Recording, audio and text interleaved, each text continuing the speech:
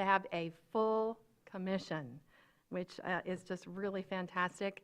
Commissioner McGillivray could not be here tonight, but he will be joining us at our next meeting. So we thought, because we have some new people joining us, that maybe we should go around the table and just introduce ourselves to one another and say who we are, anything you want to say about yourself. And why don't we start with you, David, and we'll go around. My name is David Knapp. I'm a licensed architect and real estate broker here in town. I moved here from Detroit June of 21, and I've been on the commission for just over a full year. My name's Anna Deturi. I don't even know what to say about myself. I'm a lifelong Traverse City resident. I've been on the Planning Commission since 2019, April of 2019, so going on 5 years. And I do too much in the community. That's what I'll say. Truth. My name is Madeline George. I'm the student liaison for the Planning Commission. I'm a senior at Central High School. Yeah, I want to major in political science next year.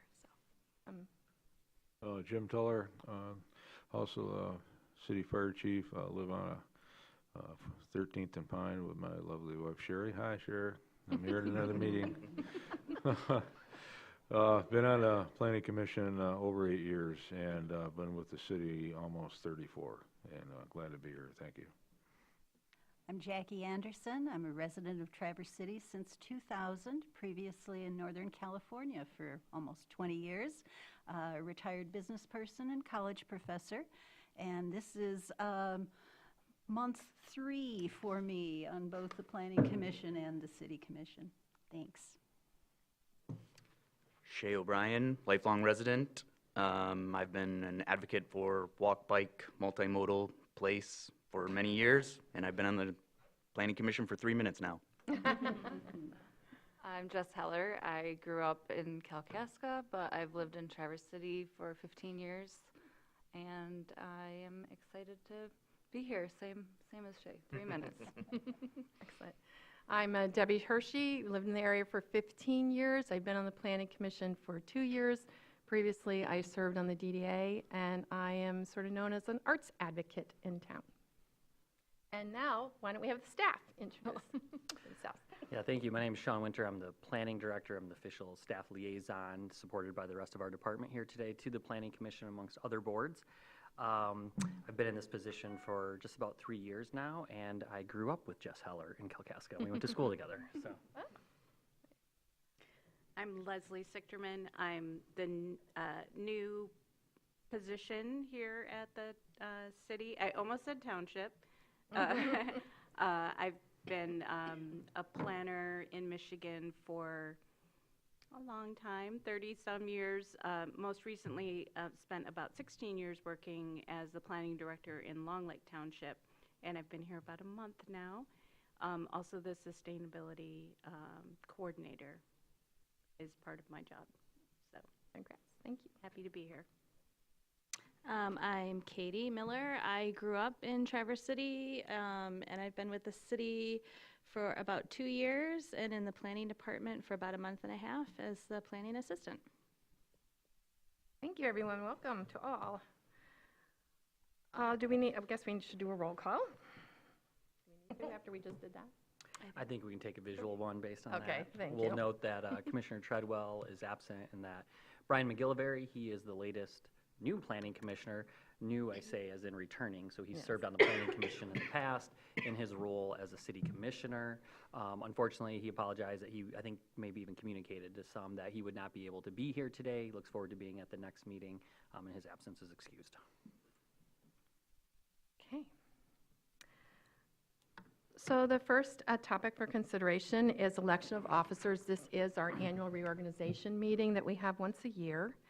And Mr. Winter, are you going to go through the... Yeah, definitely. I talked to the chair and offered to assist, although she is the presiding officer over this process. Just through the steps of it. Our bylaws, which we'll discuss on the next agenda item, require that the first meeting in January hold the election of officers. So these are annual elections, and there are three positions: chair, vice chair, and secretary. The descriptions of each were spelt out in the bylaws that were attached, so hopefully you had a chance to look at that. Essentially, the chair presides over the meeting and facilitates it. The vice chair serves that role in the event that the chair is absent. And then the secretary, honestly, is somewhat ceremonial. There are no real tasks to it, but it is required under the Planning Enabling Act to have a secretary, so we will have one. Couple things to consider also noted in the Planning Enabling Act. Ex officio members, those would be the City Commission liaisons, so Commissioner Anderson, Commissioner Treadwell, and the administrative official, Commissioner Tuller, are not allowed under the act to serve as chair. And since the vice chair serves as chair, they are also not allowed to serve as vice chair. They can serve as secretary, but if you notice in the bylaws why it's a little confusing as to when the chair and vice chair are absent or they hold an election, it doesn't automatically default to the secretary, is because the bylaws are written in a way that an ex officio member could serve in that role, but would be prohibited from chairing the meeting in that absence. So that's why they call the special election just for that particular meeting. So the first step is that the chair will declare that the nominations are open for the three offices of chairperson, vice chairperson, and secretaries. So I'll let you declare that. I declare that the nominations are open for the following positions: chairperson, vice chairperson, and secretary. All right, so typically what we do is we start with the office of chairperson. So at this point, any member of the Planning Commission may nominate one of the eligible commissioners to serve. It does not require a second. The taking of nominations, if you will occur in the order that hands are raised. So if anyone at this point wishes to nominate someone for the position of chair, now would be the time to raise your hand. Nominee have to accept. Well, first we have to nominate them. Okay, Yeah. I see. Ms. Anderson? Madam Chair, I am probably out of order here, but in light that we're going to be dealing with bylaws next, I would like to raise the possibility of a motion that would allow us to go through the selection of officers when Mr. McGillivray is sworn in and is able to join us for that process. So I'd just like to raise that as a possibility.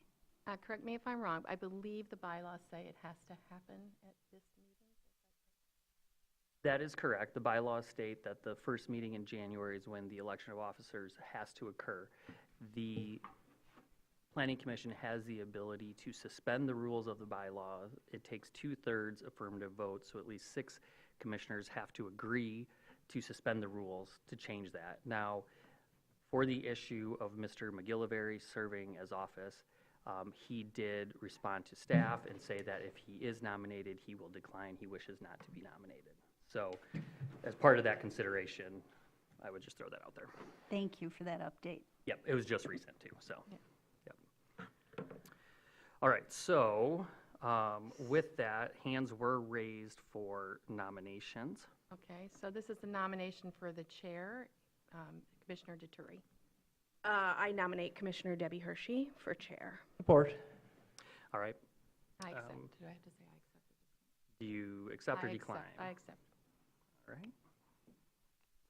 Are there any other nominations for chair? All right, so at that point, then there needs to be a motion to close the nominations for chairperson. So moved. Thank you. Is there a second? Second. All right. In order to close the nominations, we need at least a 2/3 vote. Again, 6 of the 9 members. I'll have you call the question. So the question before us is, do you Closing the nominations. do Oh, you sorry. approve closing the nomination for the chair position? All in favor? Aye. All opposed? Okay, so then we move on to the next, which is vice chairperson. Technically, you vote on them first. Oh, do you? I Yep, thought, and then you okay. can move to the next. Okay, so do I have a motion on accepting Debbie Hershey as the chairperson? Is that what we're voting on? I'm very confused now. You know, we would go through the list as they were nominated. There's only one person. It doesn't need a motion. The nominations have occurred, and the motion has been passed to close the nominations, so now you just call for a vote of each person, and whoever the first to receive a majority automatically becomes that person. But we're doing it chairperson first, then vice chairperson, then secretary, or are we doing all three together? Nope, let's do the chair, and then we'll go Okay. back and start the process for vice chair. Okay, so we're calling for the vote for Debbie Hershey to be the chairperson of the Planning Commission. Does it need a Nope. second? It doesn't. So all in favor? Aye. All opposed? Thank you. On to nominations for vice chairperson. Does anybody have a nomination for vice chairperson? Chairperson O'Brien. I nominate Commissioner Duturi for vice chair. Commissioner Duturi, do you accept? Yes. Are there any other nominations for vice chair?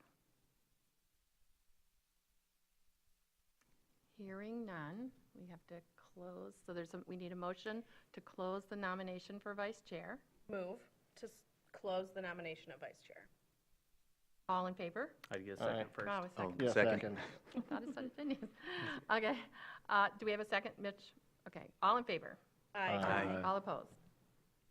Okay, congratulations, Ms. Duturi. Now, we have the position of secretary. We'd like to accept nominations for secretary. Chairperson Duturi. I'd like to nominate Shay O'Brien, Commissioner Shay O'Brien, for secretary. Commissioner O'Brien, do you accept? I accept. Are there any other nominations for secretary?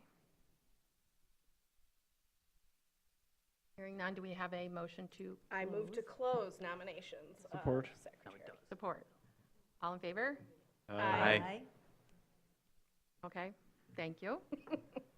So, Should they call that to vote? All right, so we have Shay as secretary. Procedurally, I think things got a little muddled in the record for the vice chair between the closing of the nominations and the voting. Could you officially call the vice chair vote, please? thought I did. Okay, so we'd like to call the vote for Commissioner Duturi to be the vice chair.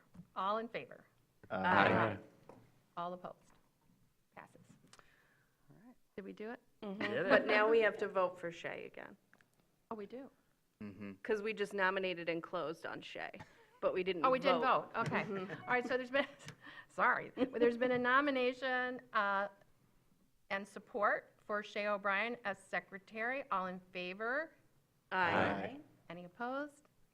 Thank you very much. So thank you for, we're done now? Yes. So, thank you, that was painful. Thank you to everybody who stepped up, and it's just an honor to work with all of you. Okay. There you go. It's official now. It's official. Phew. Congratulations. Okay, we're going to move on to B, annual review of the Planning Commission bylaws. Mr. Winter? Yeah, thank you. Given the organizational nature of this meeting, it's not required, but we do see it as a best practice to provide a space annually to review the bylaws. That does not mean that any changes are required, but to put it on the agenda for the commission to have a discussion. So incorporated into your packet is the draft of the bylaws. As mentioned in the memo, staff did some rearranging just to put like discussed topics in the same section. And then we did do some changes to the substance of it. Those have been highlighted in red through track changes. Most of it is providing like a title at the beginning of each item, just so if you're scrolling quickly, you can find what you're looking for.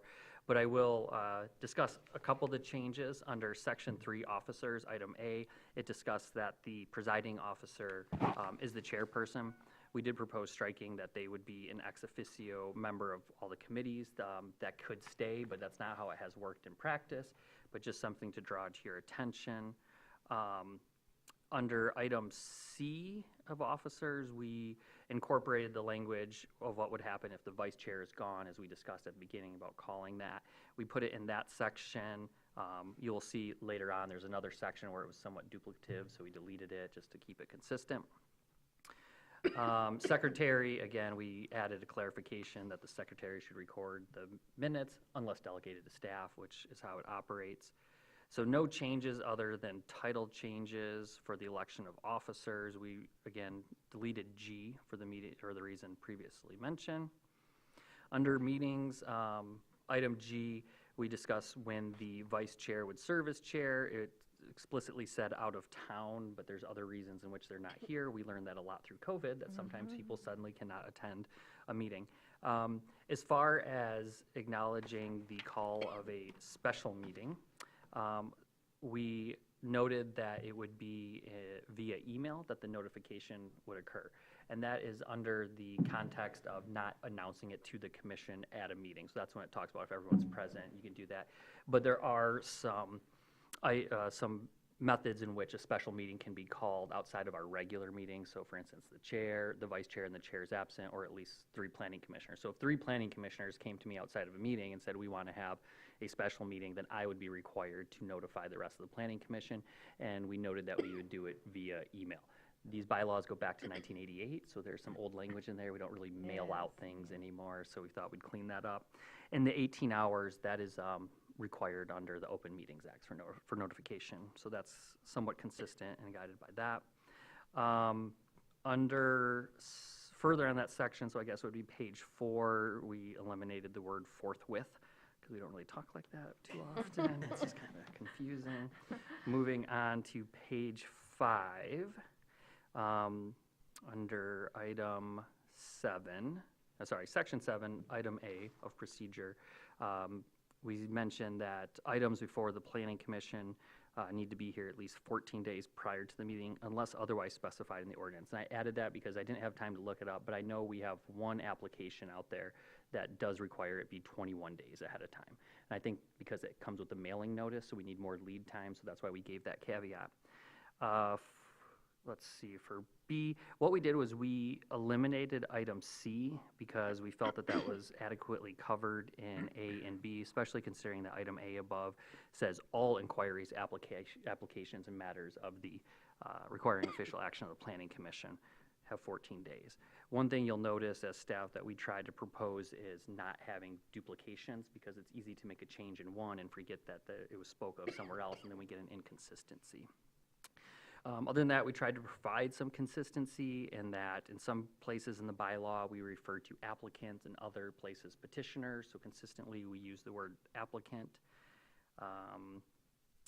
And I think that is essentially the bulk of it. There's a couple other items in there in your packet as well with a few words here and there, but that is the majority of it. So that is what we have proposed as staff for your consideration. We would like feedback on that. We don't anticipate any action today, but we would encourage the Planning Commission to discuss any changes that they would be interested in and let us know through consensus which ones you'd like to incorporate. We would incorporate those. We would take them to the city attorney, make sure that nothing that is proposed conflicts with city charter or the Planning Enabling Act, and we'd bring it back at a later meeting for adoption. And with that, I'll turn it back over. Yes. If I may ask a question of Mr. Winter, could you explain to us the pros and the cons of having the chairperson as an ex officio member of any committees? You know, I don't have a lot of pros and cons to present on that. In some cases, they choose to be on those committees. In some communities, they're required to be on those. We don't do a lot of committees here and there, and we know that people have different work schedules. Sometimes those committees work during the day, so we just wanted to leave it a little more flexible. And with that, I would ask if Leslie had anything additional to add about ex officio membership. Not of the really, chair. except that sometimes then you have to elect a chair for your committee. And if the chairperson of the Planning Commission is always on that committee, you know they're going to be chairing it. Otherwise, you know, it's just an extra step, and, you know, that person might not be used to running a meeting. So that's a consideration, but I think everyone can handle that, so. How would you feel about changing to "and maybe an ex officio member of such committees"? And then there's no, you know, they can or can't. Yeah, And then since then it it's will in there. depend on both schedule and if it's a specific subject matter, perhaps there's 3 members of the Planning Commission that don't include the chair that have either more expertise or more interest in that particular subject matter. More flexibility sounds great. Yeah, yeah. Commissioner Treadwell. Yes, on the topic of more flexibility, it's not necessary right now, but since some of our language about when and how we hold meetings is in accordance with the Open Meetings Act, during the pandemic in the last couple of years, we saw some changes on a temporary basis to the Open Meetings Act that allowed meetings to happen in a different format.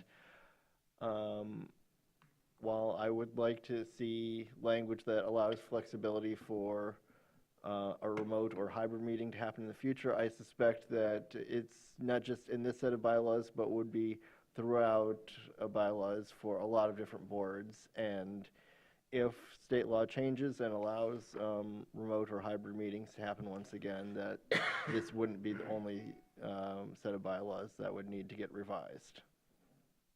Right.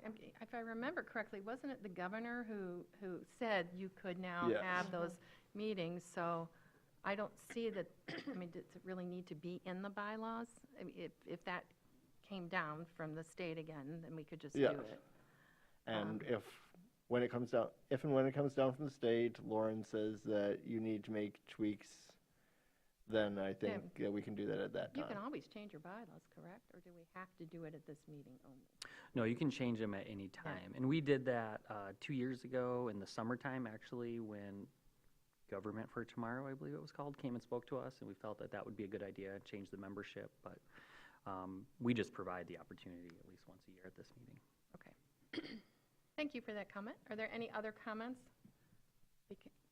I'm fine with moving this forward. I think if you look at the dates at the bottom, it seems totally typical that they get updated every couple of years, so. But I do have a couple things to say before we. Okay. Toller had his hand up. Oh, Chief Teller. No, different point in the bylaws when we get there. Just say what now, whatever. All right, Section 9, excuse me, Section 9. Part A, public comment during agenda items, and also Section B, public comment during the designated public comment section. Under B, I noticed we added, we added a shall in red, under B as in boy, and under A, if you read the same sentence, shouldn't we also add a shall before direct their comments to the commission? I mean, just to make that consistent. Thank you. Not to do that. I know sometimes we have to remind people, but it's good that they do that. Thank you. Turi? Yeah, it didn't occur to me until just now that, is there a way to include in our bylaws the requirement for respectful public comment? In the last year or two, we've gotten some fiery public comments. I've been called names before, and from the gallery, it was overheard on recordings. So I wonder if there's something that could be put in our bylaws addressing that. I don't know if we have that purview or not, but it would be nice to protect the Planning Commission. So along that line, I've reached out to the city attorney and the city clerk, and frankly, I just got the response like 5 minutes before I left, so I haven't had a lot of time to read it. But my question was, I would like to prepare, all of us, to prepare a statement about what is public engagement.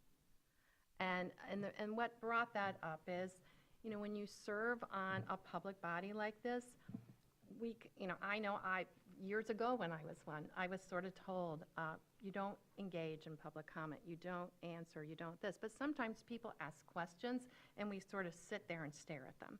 And it's not just us, it's DDA does it, City Commission does it. And so I asked, what can we write to explain how this all works? So I did get something back from both of them. And Director Winter and I were just talking before the meeting started that we would like to get together and sort of mush those together and come up with a statement. Then we're going to have to send it back to the city attorney, city clerk, make sure it's all legal and everything. Then it'll come to you to look at, and so we'll come up with something. And, you know, that, I think the respectful language would be in that rather than in the bylaw. Do you all agree with that from what you know of the bylaws of the city? I would agree. Yeah, so it would be in that statement. So if you give us time to work on it, because like I said, I couldn't even read it and digest it, we will do that. And, yes. Just a suggestion. I've heard lots of favorable responses to the statement that Benjamin Marentet uses at the beginning of public comment for the city commission, and perhaps you could use that as input for your I'm considerations. guessing that's what he sent me, but Yeah, I haven't yeah. had a chance to read it. Yeah, but I think there's some wonderful things in there, including the issue of respectful communication, so Yeah. we can borrow liberally. Sure, of course. Miller? All right, so, under section 9 there, the same section we're talking about, under letter D as in dog, order and duration of any public comment, the presiding officer has the horsepower to, lack of a better term, shut somebody down if That's right. it's going, you know, sideways. So Right. that can happen, but I think a reminder at the front of the meeting sets a tone and expectation, and, you know, it may be somebody's first time in a public meeting Correct, and under yeah. public comment, and, you know, it's not the Wild West here, you know, we need some respect, and so we can have some good discourse and conversation, so thank you, Anna, for making that comment. Now, I'll be happy to share a little bit that Ben wrote. Okay, you might. So piggybacking off what Jackie Anderson had said, that, I think we will incorporate those rules. We have copies in our folder too that Benjamin reads, and his suggestion was, you know how we kind of go through a list was, and finally, please know that if you make comments, they are heard. And because this is an official meeting of a public body, it's not a town hall style meeting where there is dialogue or deliberation between the board and those attending. Therefore, if you would like to engage directly or have dialogue, we hope that you will see one of our staff members before or after our meetings, or connect directly with a member of the board. So to Debbie's point, we will be refining that. That was a quick brush, but it's in that spirit that we're looking for. I think that's wonderful to offer an alternative. Yeah, it's already better than what we currently do, Yeah. so that would be great. Okay. Another thing that I would like to bring up is the meeting time, and for the life of me, I can't find it now. What letter is that under?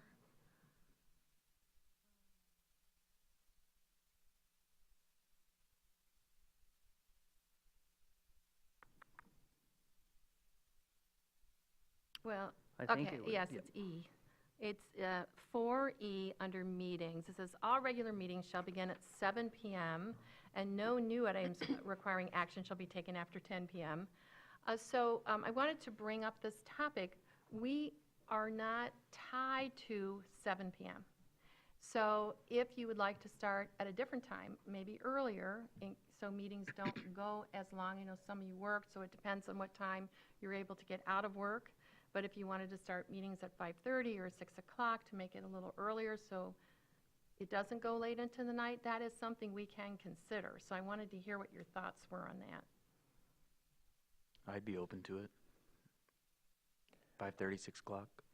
I prefer a meeting that starts at 7, just because that's in keeping with when city commission has its time and makes it a little easier to have a regular schedule. Though, if we anticipate a particularly heavy agenda someday, we've got a lot of things, or there's something that will elicit substantial public feedback, then we could have an option to move that up. Ms. Anderson? I'd just like to put in a request that the convenience not only of these members, but also of the public who might like to attend in person is taken into consideration. I'm reminded of when the county commission moved their meetings to begin at 8 AM, and there was quite a bit of pushback on that, and I believe that's been changed since. So just to say, let us consider those not in the room right now also. Oh, but yeah, I would definitely consider that. I mean, I don't think there's a lot of difference between 6 and 7. We're not talking about 8 AM, versus 7 PM. And I also think, I mean, you have to take staff in consideration too that have been here all day long, and it's a lot easier for everybody to just take a half-hour break and then move in, then go home and eat and come back. And so what else, what does everybody think? I'd like to hear from everybody so we have a consensus one way or the other. What do you think? 6 o'clock sounds good to me. Okay. Ms. Anderson, 6 o'clock? Mr. O'Brien? He already said 6 yeah. was good. My preference would be to maintain the 7 PM. Either way, I'm pretty flexible. I think whatever we try, if we decide to change it from 7P, we go to 6P or another time, and if we find that's not workable, we can change it back. So, yeah, I'd give 6P a try. I'd be fine with 6 p.m. I mean, it's a school night for me. Yeah, right. Oh, my, sure. Yeah, 6 is fine. I mean, I work till 5 and 6 is better. I'm gonna end up eating dinner at like 9:30 tonight or 10. Yeah, So right. like 6 is, I don't see why not. Yeah. And what the chief said, you can always change if it's not working. Personally, 7 p.m. works better for me because then after 5 p.m. it gives me time to go home, eat some dinner, refresh my notes for the agenda, and then come back. I'd prefer an earlier meeting, and yeah, I suggest a trial period, see if it works. Bring it back. I'd incorporate the consensus. For a vote with the final bylaws. Okay, so if we're looking at the consensus, the majority said 6. So why don't we try the next meeting at, well, we have to put it in the bylaws, then we have to come back and vote on it. And so I don't know that the next meeting would be at 6. It would have to be after the next meeting after we vote on the bylaws. So let's try it and see how people feel. We can always change back. And is that okay with staff, 6 o'clock? Is very okay. Music to their ears. Great. Okay. Question, Yes. sorry. So then are we leaving in the 10 p.m. as the end, or would we pull that back an hour? Yeah, probably. To 9. Yeah. Yeah. Yeah. I think that's plenty, but I just wanted to make sure that we would Yeah. put that in writing if that's what we were going to I do. mean, for any of you who have been sitting in meetings till 10 p.m., it's late. And we can opt to temporarily waive the rules Yeah. if we are If we reach at have such. to. Yeah, exactly. Over Yeah. Okay, so we'll make that change, vote on it, and see how it goes, and we can always change it back. Okay. So I had a few really little things that I had written in, but I'll just say them out loud. I really don't understand why there's A, presiding officer, and B, chairperson. When we call the person chairperson, you could take that first sentence and just add it to chairperson. And then when you read through here, sometimes it says presiding officer, sometimes it says chairperson. So I like clarity in bylaws, so I'm thinking it would be great if everything was just chairperson, because that's what we call the person. I don't know what you all think about that. These are really picky things, but I'm trying to make it very clear. There's one other thing. I don't have my email in front of me, what I wrote about. Also, the out-of-town thing, there's still out-of-town in here. So if you can do a search on out-of-town and change it to unavailable, I know that was one. And there was one other thing,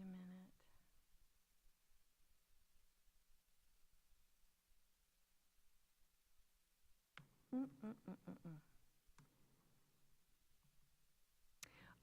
So under procedure, there are things having to do with voting.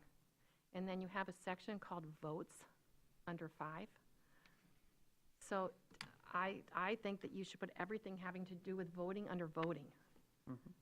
So we don't have to look in 2 different places about what the votes are, or how the votes are run. I know there was one other thing, but it had to do with that 3 members calling a meeting. And one place it said it was by email, but then in another place it said it could be done some other way. Where is that about if 3 commissioners want to hold a special meeting?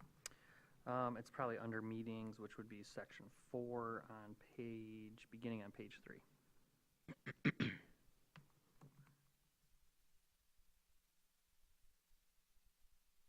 any 3 members, each member must receive email. Okay, that's what I understand. So each member must receive 18 hours as to the time and place of the meeting by email, but then it goes on to say, except that the announcement of a special meeting at a time at which all members are present shall be sufficient notice of such meeting. I didn't understand what that meant. So for instance, if we were all together, all present right now, and discuss that, hey, next Monday, we're going to have a special meeting, And then you don't then have to do everyone's the email. informed. You're informed I mean, here. typically, Okay. as a courtesy, we would inform you, and we typically also send out the packet the Thursday before, Right. so I think most people would be notified. Got it. Yep. Okay, that makes sense. I think that was all I had. Are there any other comments about the bylaws? Okay, so now this goes back to staff to make the changes, and will come back to us for a vote at the next meeting? Yep, we'll have it on the agenda for the next meeting. Like I said, we'll have the attorney look over it, as well as the clerk, just for some procedural elements, making sure that's all accounted for. And please note that there are still opportunities to make changes. So if the next meeting there was something that wasn't very substantial that wanted to be changed, by all means, that could be discussed. And as was mentioned earlier, at any point in the calendar year, changes can be made as well. And just a note too, when we were talking about a statement about public comment, we are working on a land acknowledgement. So we'll work on that at the same time and then run everything by you. And then we will start doing that at meetings as soon as that's approved. Can I ask a question? It might be a dumb question. No such thing. No such thing. Well, sometimes there are. Nope. Are we tied to, I know we talked about this earlier, but I was probably zoning out. Are we tied to having as much public comment as we have for each, are we legally bound to have that much public comment for every agenda item? I'm thinking of the children and getting home to do her homework. We are not. I did have the opportunity to speak with the city attorney just about some of these items and when staff started making some changes to understand there. We, I believe, are only required to have public comment once at a meeting. Most communities will do it at the beginning and the end.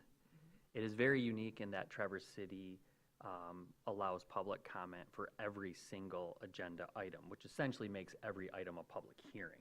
Where in most communities, the public hearing is specific to allow people to speak on that item at a designated time and also to require proper notification.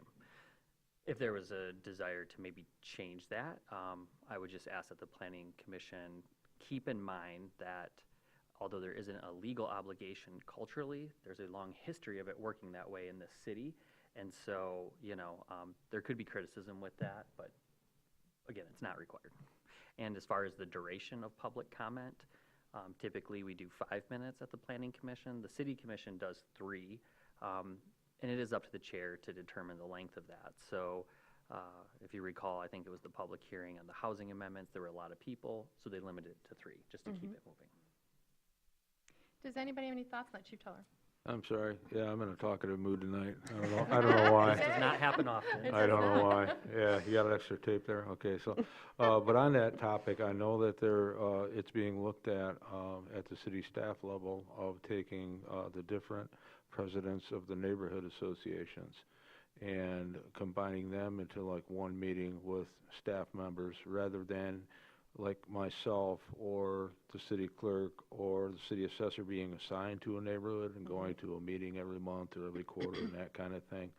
And I know that when we had some hot button topics that were more neighborhood centric, that sometimes they elected to have that one person speak for the neighborhood. So I'm hopeful in this process. My little take on that is I'm going to be in the back row advocating for that. If there's, you know, something that comes in front of us that's involves, like, say, my neighborhood, central neighborhood, right? Well, hey, maybe we can have that one person get up there for, like, maybe 10 minutes rather than 14 people at 5 minutes apiece, you know, saying the same message. Now, everybody should be heard. I'm not saying they shouldn't be, but if they could streamline that with our better communication to those neighborhoods back and forth between the neighborhoods and the city, maybe there'd be a benefit there as well. If I could ask a question, do we have the option for reserved comment at Planning Commission meetings as they do at City Commission meetings? Can you define that? I don't know what that means. Yeah, there's a form for it, of course, but it is requesting at the end of the meeting a 15-minute presentation by a commenter, so it wouldn't be limited to a 3-minute or a 5-minute time frame, but that it would be likely supplemented with some sort of presentation materials, and it would give a more consolidated and in-depth look at a specific issue that's requested by the public. And there's only like a certain amount that you can have per I meeting? think there may be only one. I'm Yeah. not Yeah, sure, I but And it is- Mr. is it- Marentet would know. Is it pertaining to the agenda for that night or any topic? I think it can be Yeah. any time. No, you're shaking your head. No, Tell I me. would say it can be anything. Yeah. Okay, Mhm. all right. Yeah. So just we've never- just a suggestion, if you're interested in finding a way to get more in-depth rather than broader representation, that's one way to approach Yeah. it. And though reserved public comment hasn't been utilized at the city level very much lately, it can be a way for, if there's, I don't want to use the term movement, but if there's an organized effort in the community or the broader region for some specific action, it can be a way for that body to then give a presentation to the city, and then the city could consider putting it on the agenda for a future meeting if they were going to pass a resolution in support or opposition to that issue, or to take action of their own. So Yeah, what we have done, to my knowledge, we've never had reserved public comment as part of the planning commission's agenda. However, what we have had is people come and ask to be on the agenda to speak on a topic, and we just put them on the agenda, which is sometimes better. The reserved public comment is a very thankless place at the end of the meeting, and you don't know if you're going to be sitting there for an hour or 3 Yeah, hours where, yeah, and as a courtesy, we try to put those people at the beginning, and sometimes even the mayor will suspend that and bring that person to the front so they can get in and out. But I mean, we're happy to bring, subject matter experts on anything. Like, we've had Yarrow Brown come, we've had others come and speak, on those topic-specific items. Just it's thinking that extending that privilege to make it more accessible to the general public might be. Yeah, and we can talk with the clerk's office about how they manage that and get people on it and come back. So let's go back to, because I didn't really hear a consensus one way or the other. I mean, I heard what staff said, but right now we're doing public comment after every single agenda item, when you could do it at the beginning and then at the end. Doing it at the end, they could talk about any of the agenda items that we have discussed. It's just that what Director Winter is saying, that culturally, because the city, I think mostly because the city commission does it, right? I'm not sure. I don't remember that the DDA did it every item. But because they do it at every item, that's what people are used to. But it does say, I'm just playing devil's advocate here, under authority, section 2, it does say, and the commission has the authority to adopt rules and procedures for the conduct of their business. So we do have the authority, if we want, to have a public comment at the beginning and the end, or just at the end, or like we've been doing with every single item. Does anybody have a feeling one way or the other? Right, I think it's important to keep in mind the balance with public engagement. I know our group, we've struggled with how to encourage that over the past, handful of years, when there's been topics that are presented to us that impact the community. And also, as compared to the city commission, I mean, there's times their agendas are 4 or 5 pages, and they have a consent calendar of 18 items, and 5 items get pulled, and, we rarely have more than 6 or 7 at a time. So, I understand the concern for time, but I think we're in a good place, and we're working on getting better at, public engagement. Tonight's a special meeting. Empty, that's not uncommon, but we've had some pretty hot button issues, and there's the same half a dozen people we see all the time at these meetings. So I think it's important for the people to still understand that they have a voice, and also if they talk right after we discuss an item, it's fresh in our mind, and we can deal with it right then we can move on to the next item. How's everybody else feel? Well, having talked about this particular topic of the level of public comment that is allowed, in my initial conversation with our new city manager, it seemed to be a point of distinction, and also I interpreted it as a point of pride that says, you know, we encourage public engagement to the level that we permit, and that really resonated for me. Anybody else have anything to say? Sounds like, Mr. Yeah, Rowell? I appreciate a certain amount of flexibility. Like, we can have it as the standard that we have initial and ending public comment, as well as public comment on specific agenda items, though it does depend on how crowded the public is, how many agenda items we have, how long that will actually take. I can say, as a member of the public that has come before the Planning Commission and has come before other municipalities' planning commissions, it can get a little frustrating if there's only time to speak at the beginning before the discussion unfolds, and then certain points that you would have liked to speak on don't become apparent until you get to that point in the agenda, or you realize that your point that you were trying to make is entirely irrelevant compared to how the direction that the discussion ultimately does go. Mr. O'Brien? I would just be curious to know what's best practice, or like what, and that's probably something that you guys have to do a little bit of research, I know, and that's fine. I just bring it up because we're an advisory board, we're not the political board. So the political board probably should have it after every agenda item. We're the advisory board. We don't discuss things with the public. That's in our bylaws. So I guess I'm just looking at, like, we're an advisory board. Why do we have the public discussing with us every agenda item? Well, I think you're correct. A lot of what the Planning Commission does is advisory, with the legislative body of the City Commission having the final determination. But, you know, this is the board at which the sausage is made, you know, where the heavy lifting is done. And I think people appreciate that opportunity, especially in this community, to comment on those items as they're being discussed. I will say, I wouldn't call it a best practice, but I would say most communities I've worked in have it at the beginning and end, with the exception of a public hearing. And public hearings are set aside as their own agenda item, and then whatever subsections or sub-items may come after that. So, yeah, I don't know that there is a best practice, but a common practice out there. I don't know if you, from your experience, have anything different to add, or?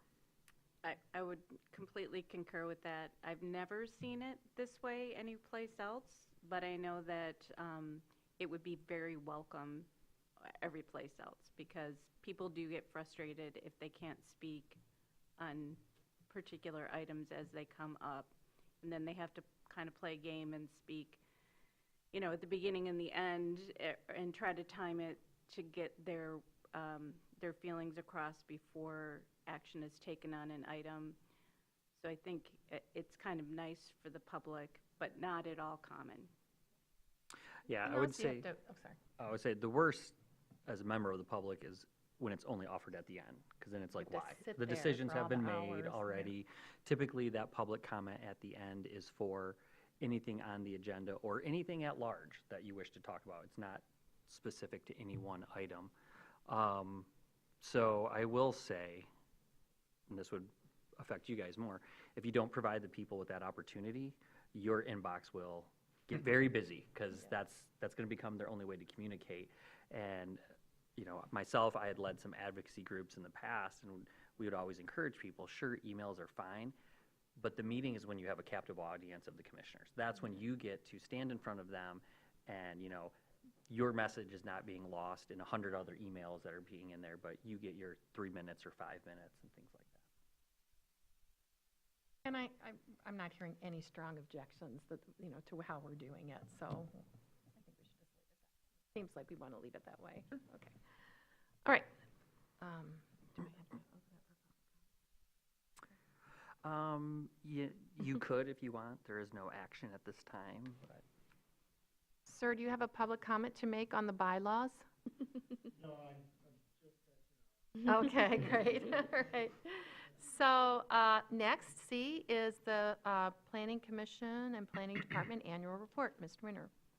Yeah, thank you. The Planning Enabling Act requires that a report be prepared annually of the Planning Commission's activities and sent to the legislative body for just receive and file, essentially. So they know what's been happening at the Planning Commission level.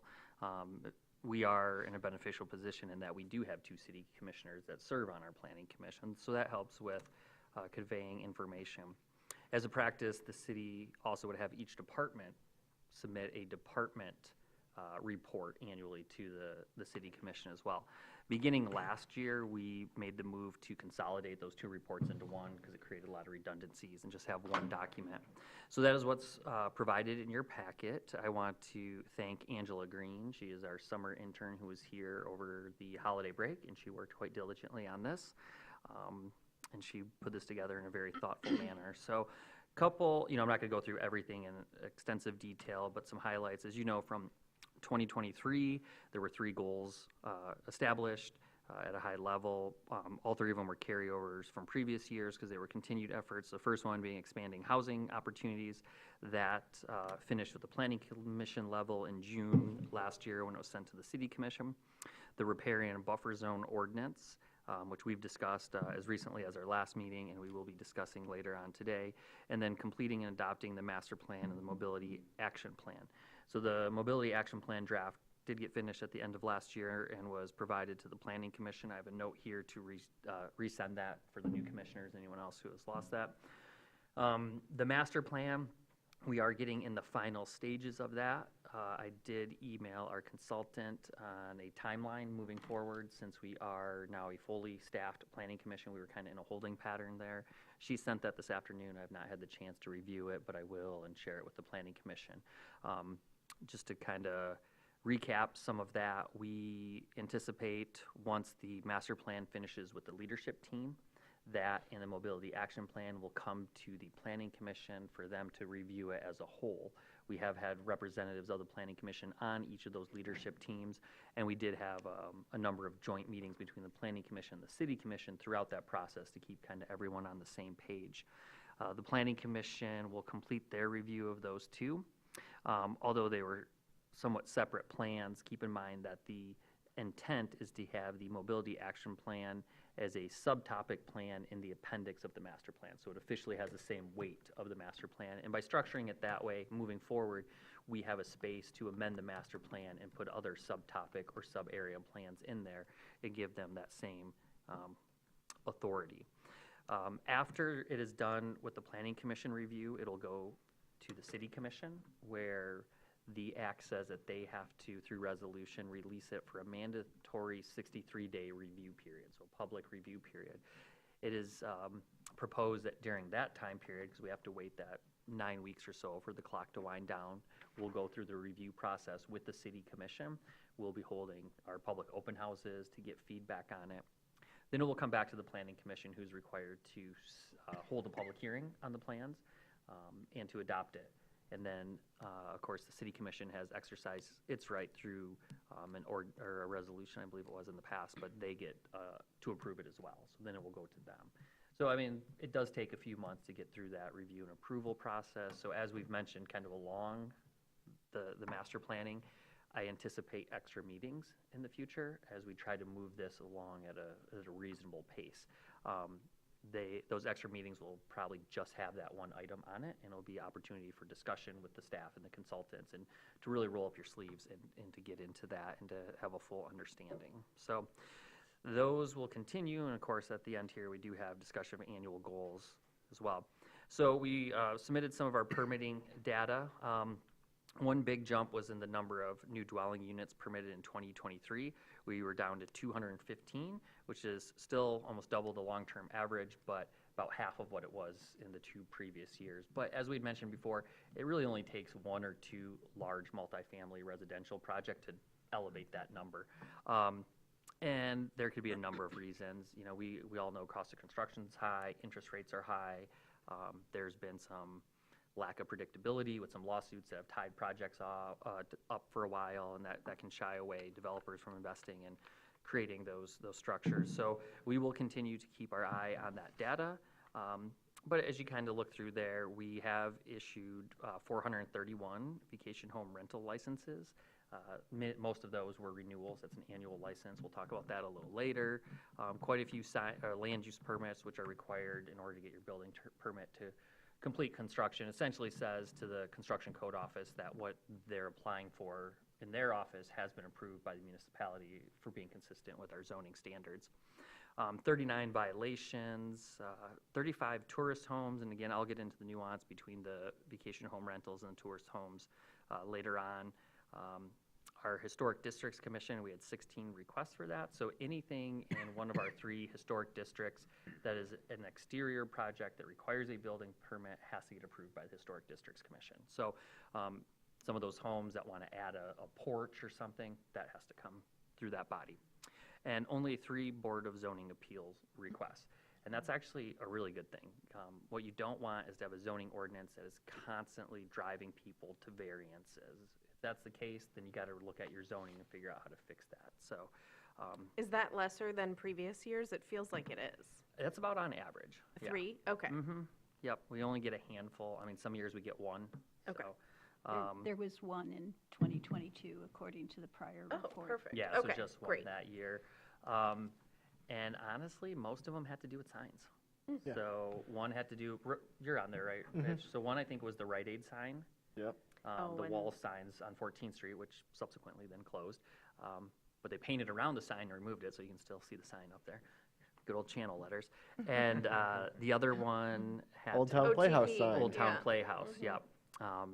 And so then we had a meeting with the city attorney and have a kind of a different process in place for murals, which is And- much more flexible. than And it was farther before. back than that, we had discussions about, let me see, the sign at the top of Honor Bank on Front Street, the gas station next to Tom's East Bay over at Airport Access and Munson Avenue. I think we've had some other signs that have come up, but the sign ordinance is something that, for one reason or another, gets brought up for variances more often than others. Correct. So kind of moving through this, you know, we have a section on our code enforcement officer. So he works in our department, helps us with zoning violations, but also enforcing other police power or nuisance ordinances that we have, such as noise, trash, blight, things like that. You can see in that graph that the vast majority of that individual's time is spent on our rental housing inspection. And again, per charter, that only can be applied to structures that have 3 or more dwelling units in it. So single family, 2 family, they are not covered by the rental inspection program. May I ask a newbie question? Are there any patterns within, strikes me as a high number, and I wondered if there are any, major subsets that you could describe for us within that. What kind of things are commonly being inspected for? Is it complaint-based? Is it? No, it's required Okay. by ordinance, and I believe, I don't conduct them, but it's every 2 or 3 years, the rental property has to be inspected. So it's on a rotating basis, so every year he does the same one, you know what I'm saying, in that order. thank you. And it's a safety inspection, so we make sure that the window's open, that the fire alarms work, and things like that. But it's not really a property maintenance per se, more of a safety-based. And they're not at all complaint-based then? So like, for example, if somebody, because I know we talked about this a couple times in the fall, if somebody suspects that in their residential district, something is being rented out on a short-term basis, and they report that to the code enforcement officer, does that fall in this number, or is this just purely safety inspections? This is purely safety inspections under the rental housing. Yep. Okay. And in fact, he doesn't deal with as much as the rest of the staff does with the rental complaints, the short-term rental specifically, because we kind of oversee the Granicus enforcement and stuff like that. He signs the tickets as our code enforcement officer, but we handle most of the letter writing from that area. So that's not in here. Mm, The number is not in here. no, not for that, no. Is there a rough estimate of just the general scope or scale of those kinds of things that are explored? Yeah, we could pull a report from the Granicus software that we operate on. The one thing I always take the opportunity to try to emphasize is that compliance is number one. So we just can't write a ticket, and we can't write a ticket because someone says their neighbor is doing a short-term rental. We have to find evidence. So it's a very long process to first catch them. That's why we use Granicus, is because they can identify the location from the photos that get posted, because most people are very sneaky, or I'm sorry, very well trained to They're not posting the to address. not put the front of the house. Yeah. When they put it on the map, it's a general area. You get the location once you book it. That's when you know the actual address. So what Granicus does is it looks at those pictures and then starts scrubbing the internet for match. So they'll like look at old Zillow listings, and we see some, and it has all the evidence right there. It's like, okay, here's the picture from your short-term rental listing inside your kitchen. And in that window, I can see this house across the street. And in this Zillow, in the same picture, I can see the same house across the street. And that's how these analysts start to locate it. There are some that are in the database that they haven't located yet. And so we keep looking to see when they can identify it. And it keeps a record of that. The other thing people do is once it has been located, it starts watching that property. Because we have a whole record on there of like, oh, look, they took it off, because they'll take the listing down in the morning when staff is working, then they repost it at night, and then they take it back down in the morning, and we can see how active some of these people are with their postings and stuff like that. So, yeah, it's an ongoing. Brian? Just for my own knowledge, you said it at the beginning, what triggers a rental housing inspection? It's 2 or more units? Three, okay. Yep. So like a duplex, Is not subject. single-family home, okay. Yep. Interesting. Yep. All right. Mr. Treadwell? Yes, I don't know if there's a mechanism, well, I don't see a mechanism in our community, maybe there is in other communities, to, as code enforcement is going about its work, recognize commonalities in issues that come up again and again, and say, hey, maybe we need some clear ordinance language on this. I'm seeing lawns and brush streets department is our 2 largest things aside from rental housing inspections. So maybe there is something that could be clarified, either because people are thinking that lawns look unsightly when they're actually in keeping with our ordinance, and we just need to publicize what our ordinance actually says, or maybe we are having a stricter ordinance than many residents would prefer to have. Yeah, 2 points on that. Those items wouldn't fall under the purview of the Planning Commission because they're police power ordinances. It would be the City Commission, so this report goes to them as well.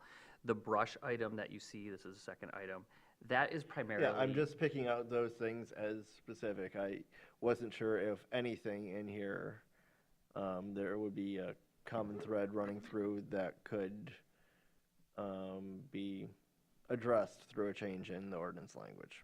Yeah, again, most of the lawns are people not cutting their lawn. You know, so that's pretty straightforward. I'm just going to call out some of the larger ones here. Sign violations is when people put signs in the right of way, sometimes campaign signs. And again, these aren't all citations compliance, but he keeps record of it. And the brush one, that is the other fairly large one, it's people putting their leaves in the street before the allotted time, and then he has to go and tell them to put them back on the tree lawn until it's the official time, and vice versa. So it's not a big issue. It does take time, though, because we do like to run our street sweepers and things like that when appropriate. So just kind of going through, again, you have the rest of it. I don't need to go through a lot of it. This is pretty much summarizing your lived experience over the last year, so you're probably more familiar than anyone else. We have the meetings there that were captured, some of the presentations and discussions that we went through When it came to ordinance amendments, some initiated by staff, some initiated by application or planning commission, there was 2 items that went to the city commission. They will need to possibly be revisited. One was the outdoor lighting regulation at the beginning of the calendar year. The city commission did not take any action on that. That was actually initiated by the city attorney based on a lawsuit between 2 separate parties, neither of which were the city. But there is still some language in there that needs to be clarified, as well as the applicant's request to allow liveries, boat liveries and marinas in the HR district. The city commission in October decided that they were going to not take action and leave it to the next commission to figure that out, which is now in place. Then, of course, we have our housing amendments going on through that list. We did have one planned unit development, or PUD, and that was for the senior center. As you guys recall, PUDs are quite rare here. I think the last one we had was maybe 20 years prior to that, so they don't happen very often. We did have a couple of rezonings. If you recall, we had the one from John Collins. He owns the property where Third Coast Bakery is located and the vacant lots next to it.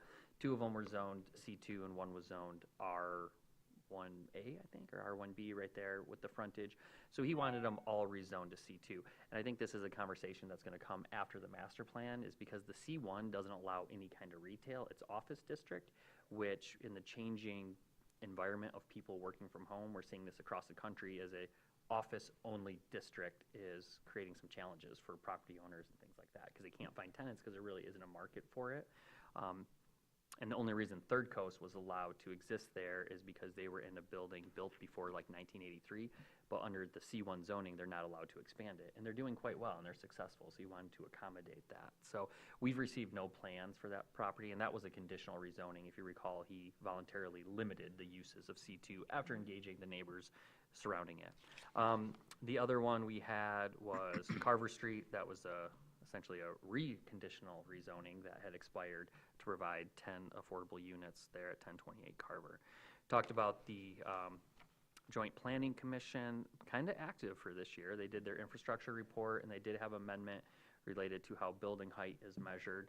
Very unique properties, as you're aware, out there. So some clarification was provided. Of course, we have our wonderful new staff on board, so we're grateful for that and our general updates. Staff participated in some presentations throughout the state this year. And then again, just a little recap on the focus for this next year. A lot of that is from staff, as we'll wait to hear from the Planning Commission, some of their goals. But, you know, again, we're working to continuously improve the CIP process. We have implemented the design team, which is a staff team of all the development-related boards that work together on projects, which is much more collaborative than how we've done it in the past. We're getting better final products as a result. We'll also be working on our redevelopment-ready recertification and some of the other items on today's agenda. So that's all I have on that. Thank you. Does anybody have any comments on the annual report? Good. I just thank you, Sean, and your staff for putting this together. It, you know, shows us how much ground we covered over the past year. It's easy to focus on the big picture stuff and kind of lose track of everything, but I think it's an outstanding record of what this body has done and what your office has accomplished and where we can go. So thank you. Yeah, thank you. Our pleasure. Absolutely agree. Thanks. You guys do a lot of work. Sean? Just going back a few things. 4 items that were advanced by the Planning Commission and then tabled or only partially accepted by the City Commission. Would the Planning Commission have any role in saying, hey, we really liked this idea, we want you to reconsider it, or is that incumbent on the City Commission, which I guess falls on my other hat, to say, hey, here's this thing that we considered at one point, we didn't take action on it then, but we might want to later on? Yeah, I mean, statutorily, the Planning Commission at that point has done their work. It really is up to the City Commission. It would be an opportunity for the City Commission liaisons to maybe have that conversation with their colleagues at that meeting. As staff, if you guys had wanted us, if we heard that, we could go to the clerk and say, you know, this item came up. Can you consider, you know, discussing it with the mayor of when it may return? Okay. Well, thank you. Let's move on to the Tart Trails update. Yep, this was put in your packet. We just wanted to give you an update on this project, even though the Planning Commission, along with the DDA Board, the Parks and Rec Commission, and the City Commission approved the project as a whole. We are moving forward with Phase 1 this year, trying to time some of the improvements with the reconstruction of Grandview Parkway and East Front Street. The TART Trails, along with the city and the DDA, went to the City Commission, and I think it was June of this summer, to discuss TART's application of a revitalization and placemaking grant for what we're calling Phase 1, this summer's work. The City Commission was generous enough to commit matching funds to that grant request, along with TART's contribution, the DDA's contribution. We did receive that funding, which was great, or TART received it, so we will be moving forward with it this year. However, the scope of work that was specifically called out for Phase 1 at that time has changed a little bit due to different opportunities that have presented themselves and some hurdles. So we just wanted to keep the Planning Commission up to date of what may be expected. All right, so we really kicked this process off formally with the design of the TART Improvement and Extension Project. For those that may not be aware, this is from Division to Murchie Bridge on the north side of Grandview Parkway, improving the existing TART trail, adding more capacity and trail amenities. From there, we're talking about extending the trail eastward past Delamar through Sunset Park, Haggerty Center, Senior Center, and then eventually up Peninsula Drive to Bryant Park, and then continuing up to Eastern Avenue. We're also proposed to add a second leg of the trail on the south side, which would go from Division to Hall Street, where there currently is no trail now, where people oftentimes park along Bay Street and kind of navigate by the Elks Lodge through the traffic at that location. So this actually started back in February of 2022 when we brought a concept plan to the City Commission, Planning Commission, and Parks and Rec Commission. Based on the support expressed for that, that's when we started engaging a consultant for the actual engineering design work. So we began with 7 community engagement sessions last winter on this.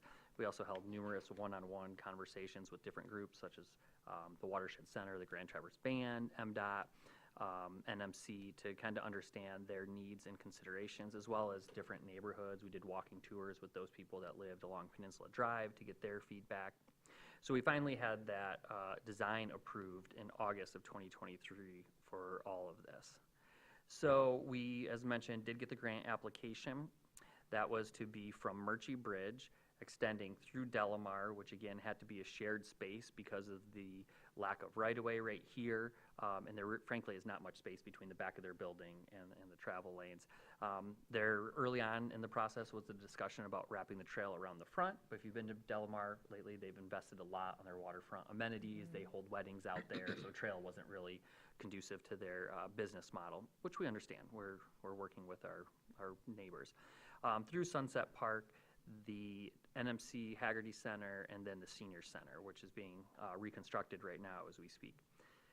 However, Delamar has told us that for now they're on hold with moving forward with this. We still have the plans drawn up. They have a lot of moving parts in their business plan. They have some new developments that they want to add to the property.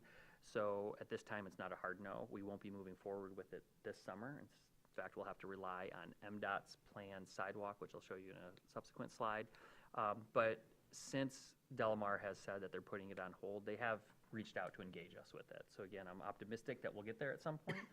The timing just isn't correct right now. So right here, we can see Delamar. As you know, the intent from previous presentations was to do that shared space through here. Again, they have to maintain access to this back parking lot, as well as this is their back of house operations where they receive their deliveries and things like that. So we couldn't really fit a non-motorized trail in there.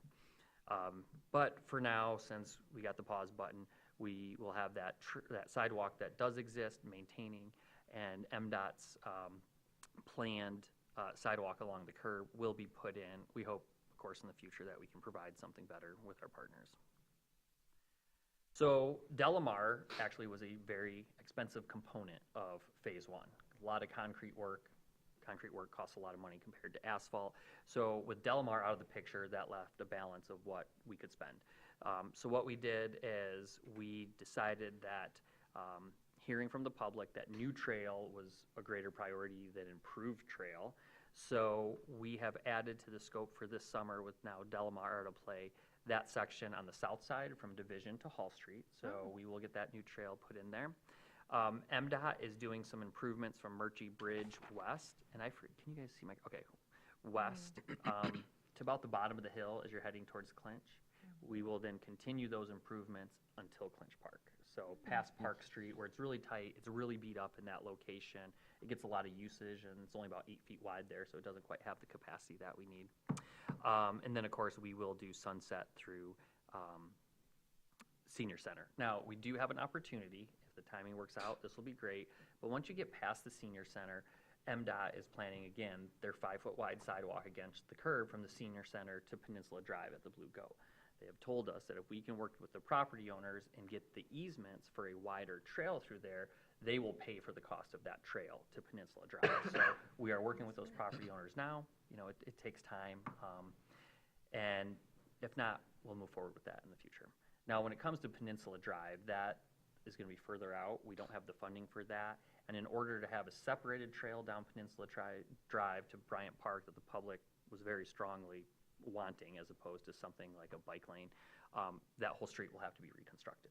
So that's going to be a much more expensive lift. But that's also what the public has wanted, aside from the trail, for like 40 years. They want that to be a calmer, more residential feeling street. So the plans now have curb and gutter, narrow lanes, trail on the waterfront. So, Ms. Anderson, do you have a question?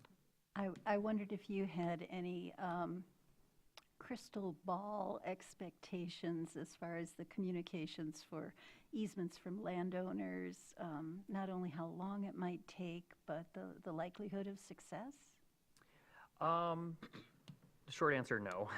It's always hard with that. But within our trifecta partnership, TART is taking the lead on the easement conversations, but working with the city. So I know they've been working with the city attorney on the language and MDOT on the language and stuff like that. It's a slow process. A lot of the property owners aren't around this time of year, so it's ongoing. Okay. Yeah. And I will say, for that section of Division to Hall Street, we are having a slow time getting easements in front of Harborview Center and the Candle Factory. There are, I know the Candle Factory has some concerns of what it might do to the aesthetic and things like that. They're ongoing, but, it may be something that we have to move forward with what's there and then maybe revisit once we get them in place.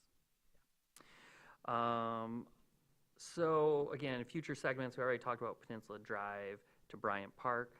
Another one would then be West End Beach through Clinch Park. The West End Beach up until Lot RB is pretty straightforward.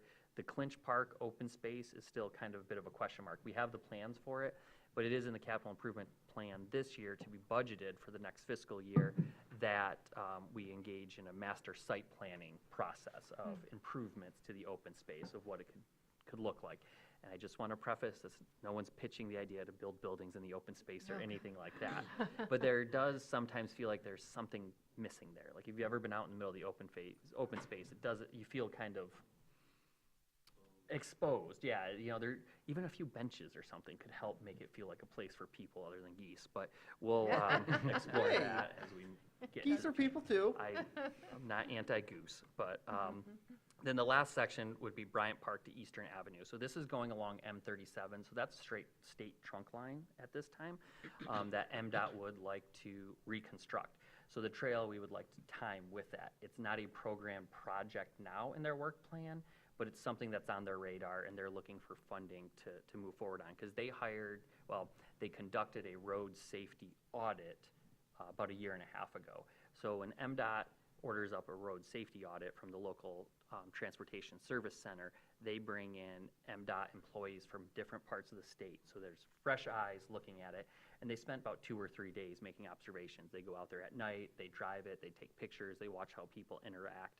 And what they were recommending is that portion of Peninsula Drive heading north of Front Street also go on a bit of a diet in which they narrow the lanes, they go to curb and gutter, which opens up more room, and that a non-motorized trail on the waterfront be included.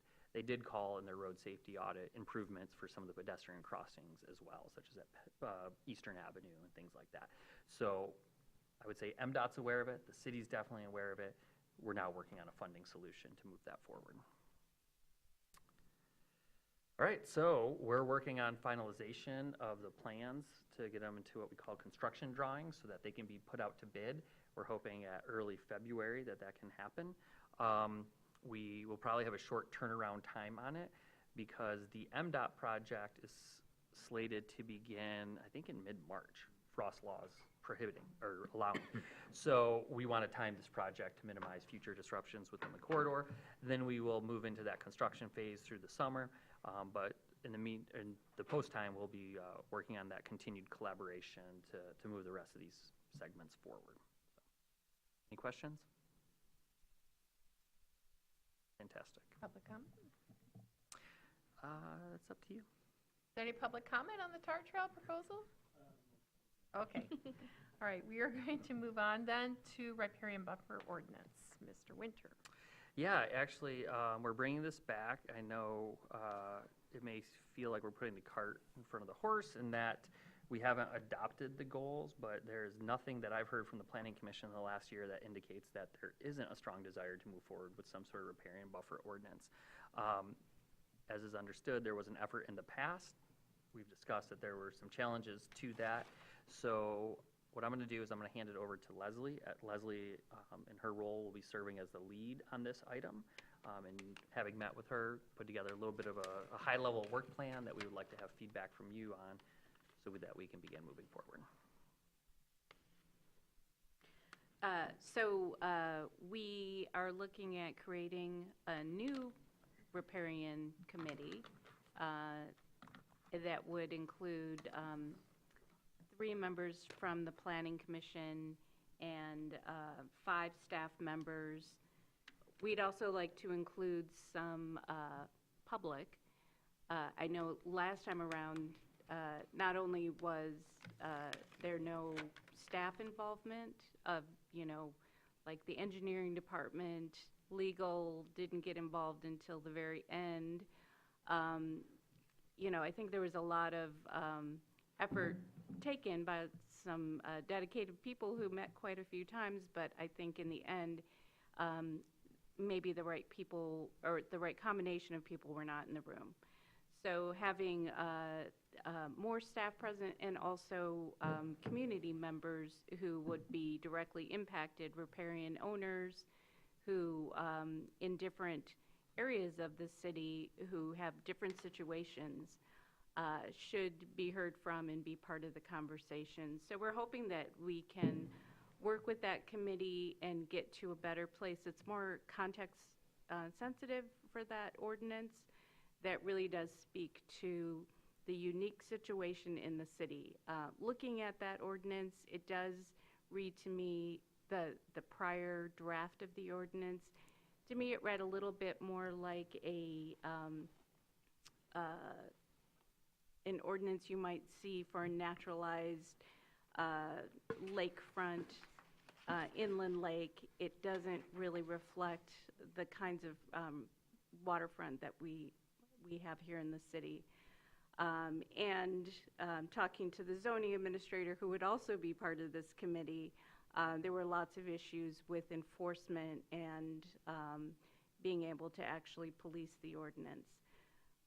So we're hoping to get this started again, have the right people in the room and part of the discussion, and get to a place where we can get some reasonable restrictions in place that also speak to the concerns, very valid concerns a lot of people have about what's happening along shorelines and how that might impact water quality. And also, of course, it becomes more imperative as we start to experience more extreme weather events, possibility of flooding, and all of those things can be, in part, not corrected, but can be spoken to through an ordinance like this. So I think it's something that can certainly be accomplished, and we're hoping that the Planning Commission will agree and create such a committee and maybe even appoint the 3 members. I don't know if it's too early to do that tonight or not. I think so. No. So before we appoint, comments. Yes, as many of you know, this is something I've been passionate about for a long time. This has been in development for a long time. So long, in fact, that among the original city staff and the 3 members of the original ad hoc, only Commissioner Deturi still remains. I believe among the entire suite of staff and commissioners, only Chief Tuller has been here since this process started. I'm excited about seeing it go through. I feel like this might not be something you'd want to actually codify in this language, but for the 3 waterfront residents at large, I'd like there to be a diversity of waterfront types so that you have somebody that is a property owner on East or West Grand Traverse Bay. Then you have somebody, it might be a condo owner because there's not as much waterfront property along Boardman Lake and or the river. And then you have somebody else on Kids Creek or another small waterway. Because each of those things is a different way that people interact with a waterway in or adjacent to their property.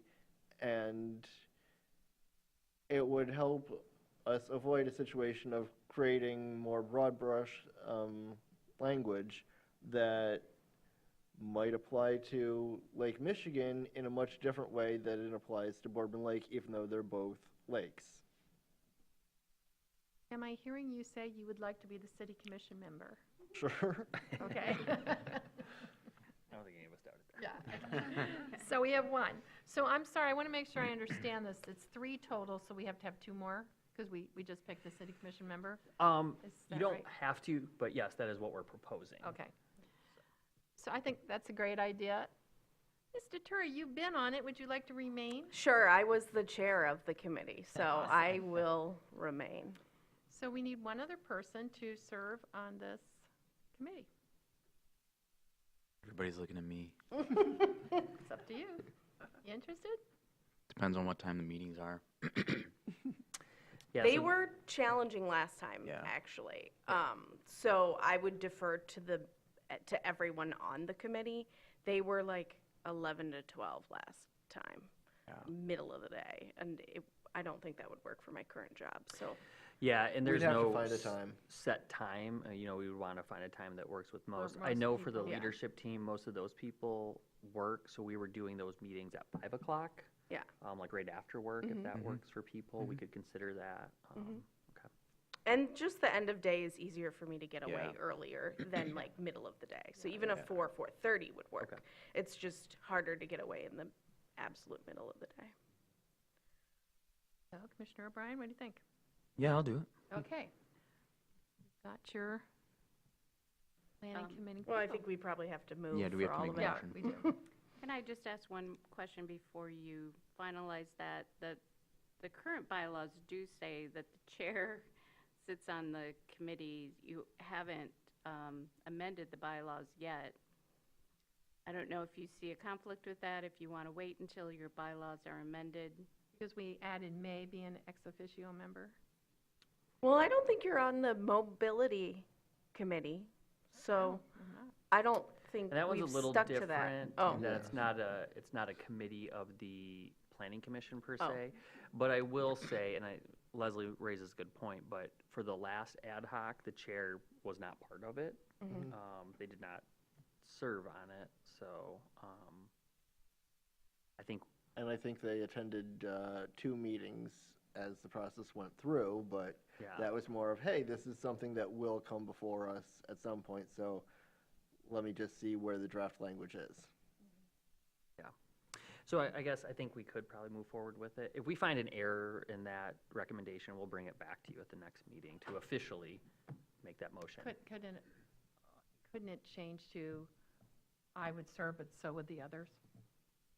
Make it 4? Yeah. Or we could throw it on the agenda at the next meeting in like 2 weeks when you adopt after you adopt the bylaws and just Sure. make it clear then. Yeah, Okay. let's do that. You good with that, everyone?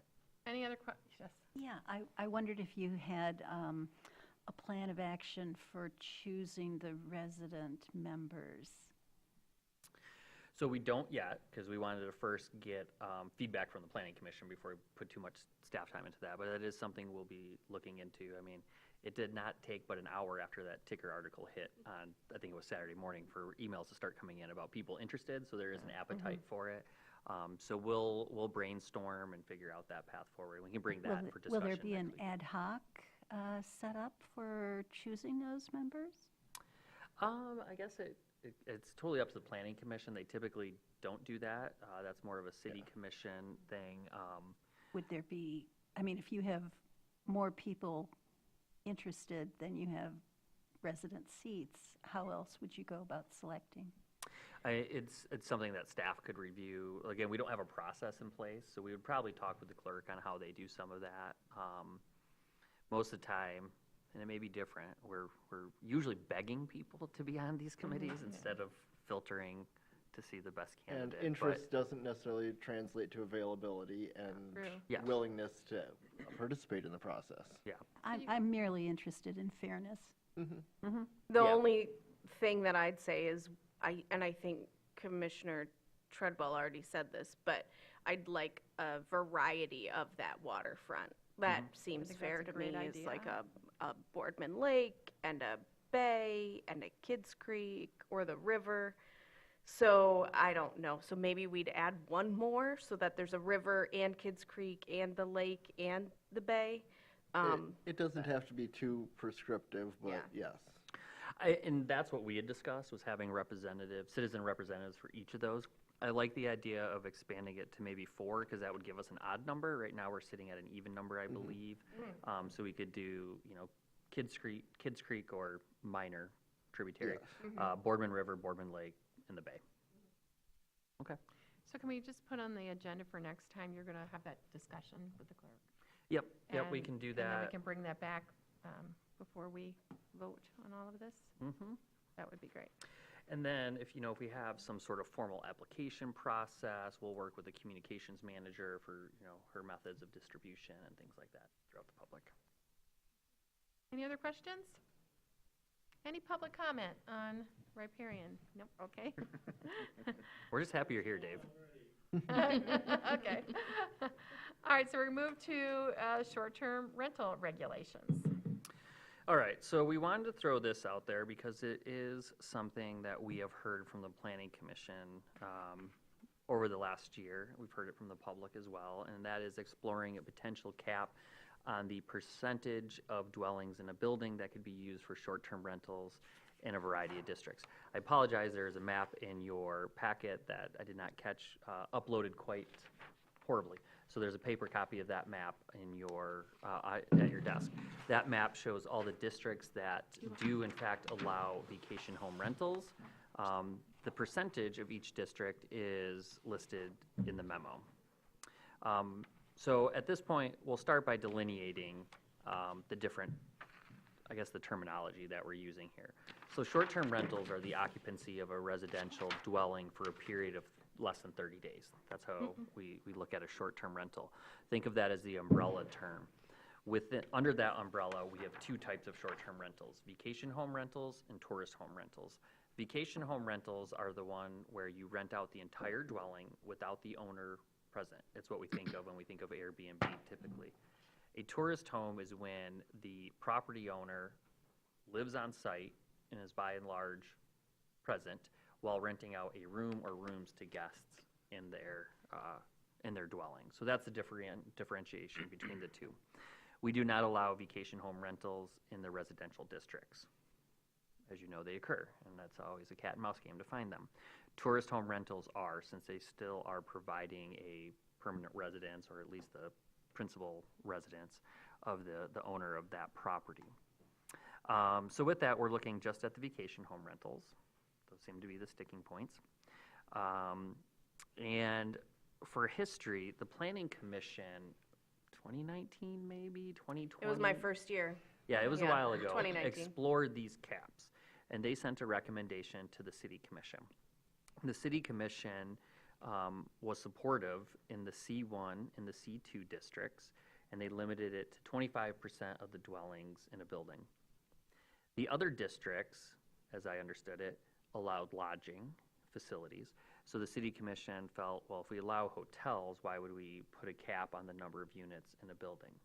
As time has evolved, I think many of us can see that there's a difference between, say, a condo building with 60 units, each owned by a different entity operating independently of one another, versus a hotel, which is owned and operated by one entity and typically has staff present 24 hours a day to oversee things. And since that time, our housing situation has only gotten worse, which is why I feel like this topic is bubbling back up from what I'm hearing from planning commissioners. When I started in 2021 and we had our first housing study session when I was here, this was posed. And at that point, there was no appetite from the planning commission. I think they were feeling a little dejected by all the work that they put into it, only to have it dismissed by the city commission. That is their purview, though. But it may be time to revisit it. And so that's why we have it on the agenda today.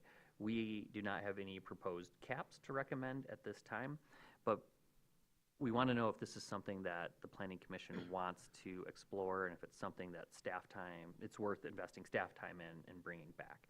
I will add one other district does have a limit, and that would be the D2 district. So that limit of 25% came from a different amendment process when the planning commission rezoned the north side of 8th Street between Boardman and Railroad and modified the D2 regulations. It was already D2 on the south side, but with that rezoning of the north side, they put a lot of different dimensional standards in there, and various setbacks and height rules.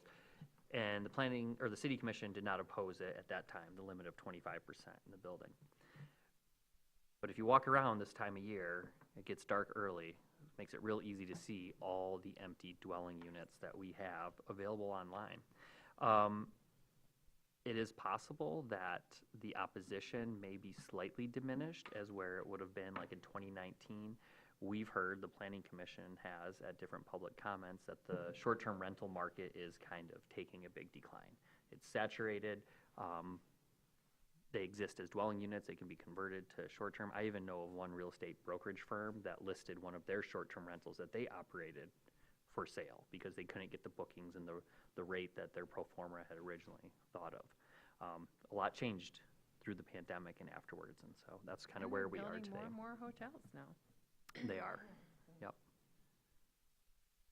So yeah, with that, we're just interested in your feedback in the direction you may want to provide. Commissioner Commissioner Teller might also be able to echo my experience the first time around, but we were unanimously in support, the entire planning commission, of that cap. We did months of research. We listened to numerous presentations from different people that were saying, this is going to be an issue, this is going to be an issue, you should do something about it. And in the matter of a single meeting, the city commission turned around and said, no, you did not do enough work. We're going to put a different numeric limitation. I feel very strongly that in an attempt to protect what little housing we have left available in some of these districts, we should be putting caps. I don't see why we couldn't put a cap in every single one of these districts. The I district, it's like industrial district, I think is what that is. I don't see why. I understand the thought behind it originally was because you can have larger capacity units and because it's more industrial, like we shouldn't have a cap, but we're trying to encourage housing and we're trying to find housing anywhere we can. I live in C4C where it is allowed. My building lovingly refuses to list any of their units as short-term rentals. They get contacted quarterly by investment companies trying to ask them to post them as short-term rentals, and our property manager just says, no, we're not doing that. So I am concerned that if we don't put, just because the market is currently saturated does not mean it will be in 6 months, doesn't mean it will be in 1 year, and planning is supposed to be protecting the future and planning for the future. So I know it's really controversial, but I'm fine with putting a cap in all of these districts at, honestly, some of them should be 0%. I think that, like, if we look at C4, is it B? I think it's C4A, actually. I have a really hard time looking at this map and trying to plot out where, like, Gillis is, for example. But all of the condominiums that popped up on Gillis were really, like, the thorn in my side because they are in such a perfect area. They're right between commercial on Hall Street and the residential on, like, starting at Oak. And it would have been perfect long-term housing for people. I look at those units regularly and they're empty. I do that walk often. The ones at the end of State Street, which are also C4C, the town, whatever those are, the ones right by Riverside, also dark often. So yeah, my opinion's controversial. I'm definitely interested. I would take any and all guidance that we can from our sitting city commissioners and see what they feel the current body would be open to, because I don't want to go through the same process, the same exhausting process of doing the research and bringing something to the city commission to only be let down again. So I defer to them as, like, guides.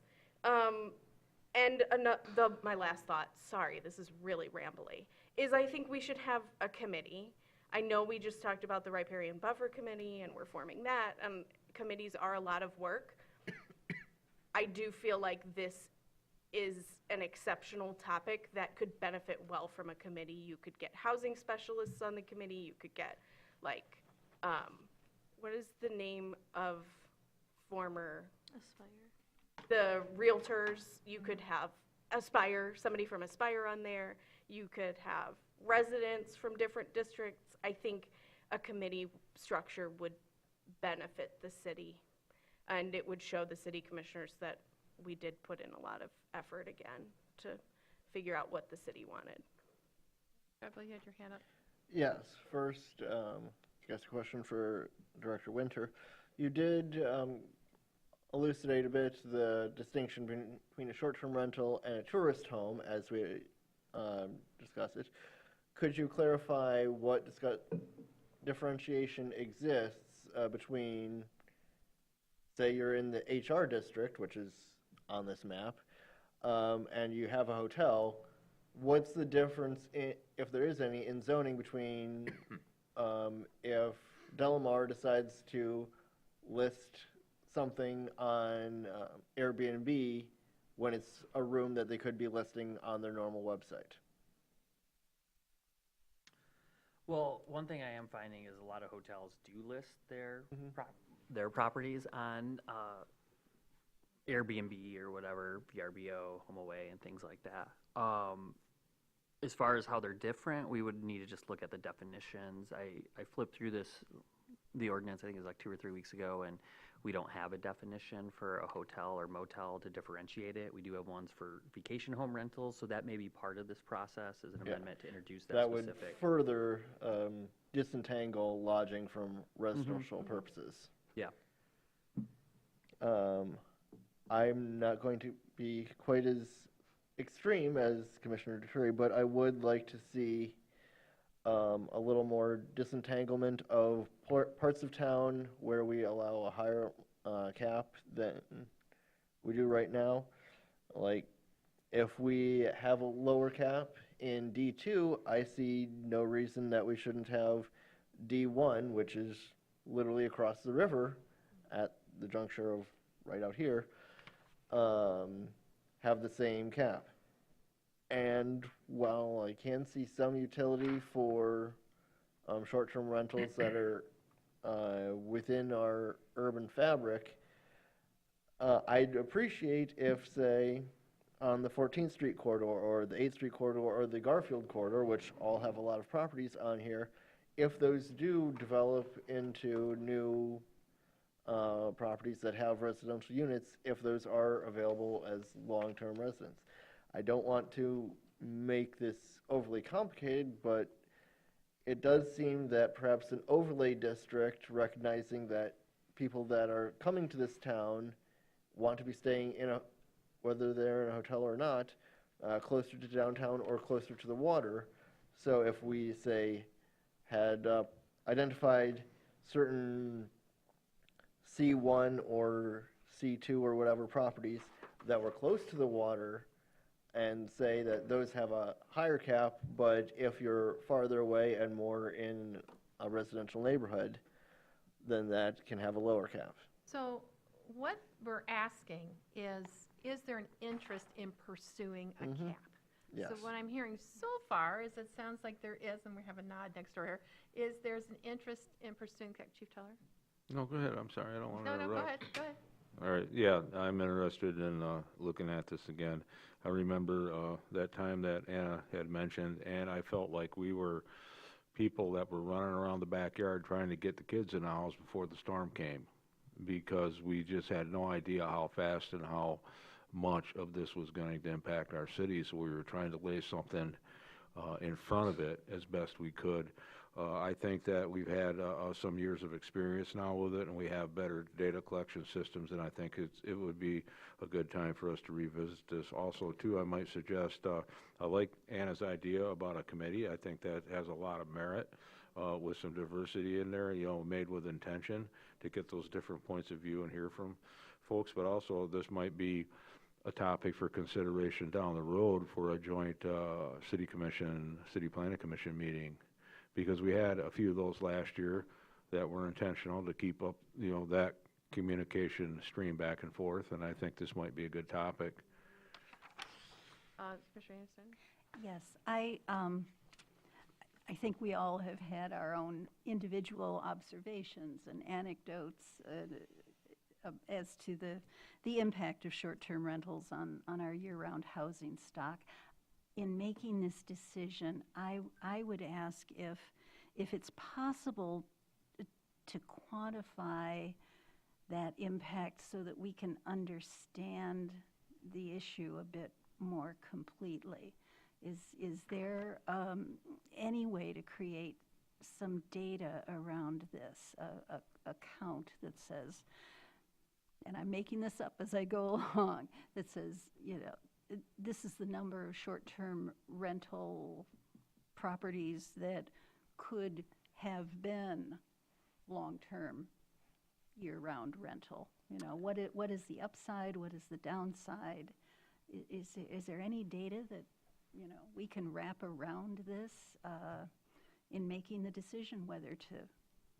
Yeah, so I'm pulling this up right now, which is a dashboard that our GIS manager or director has created. So he's mapping the location of all our licensed short-term rentals. So we currently have 445 vacation homes. So again, not tourist homes, that's a separate tab at the bottom, plus 15 pending. So between October and December is when they renew their license annually. Some are in the process of being reviewed, some new ones, some annual ones. So that's 460 dwelling units that could be used, that exist now, that don't require added construction out there. Now, I will preface that any changes to reduce this, you will have grandfathering, all right? So, but moving forward, this allows you to think about it. And the intent today is not to get into the nitty-gritty and the weeds and all the details, but I do want to, throw out a couple points, because we had this discussion with the new commissioners earlier today. I would caution, and I don't think there's an appetite for this, outright banning them, because when you have uses like that and communities start to prohibit them rather than find a way to reasonably regulate them, that's when the state changes the legislation and preempts you and takes away your local control. That just happened at the state level for renewable energy, because a lot of communities were opposing the utility-grade solar and stuff like that. And I think we all are familiar with the most recent iteration, Senate Bill 4722, which tried to do just that. Comes around every 4 years or so and then sits there idle. So again, you won't hear us probably advocating as staff to outright prohibit them. I think you'll get more problems than solutions that way, so that's why we're wondering about regulation as opposed to that, so. This is really helpful information for me. Could Yeah, it- and we can make could it this be made available to, yep, and because you Thank can scroll in on the map part, and you can see some of these buildings, you know. C3 allows for 100% of the units. Had a cap been in place, I would almost guarantee that Trailside 45 would not have changed hands and resulted in the condominium development there. But you can see how many are, sorry, this isn't that one, that's, I think, back behind Elevate. But a lot of these multifamily buildings, you can see right here, this is over by the parking deck. I mean, that's really all they are. Look at how many short-term rentals are right there. And we talk about a walkable community, being able to walk to your needs and things like that. Like, we have the housing available. Again, these won't go away likely. You know, if they don't renew their license, they may lose that grandfathering. But, So if those are all moving- short-term rentals, why isn't the parking deck across the street filling up? This is the Old Town parking deck, correct? that is Yes. correct. Yeah. Yep.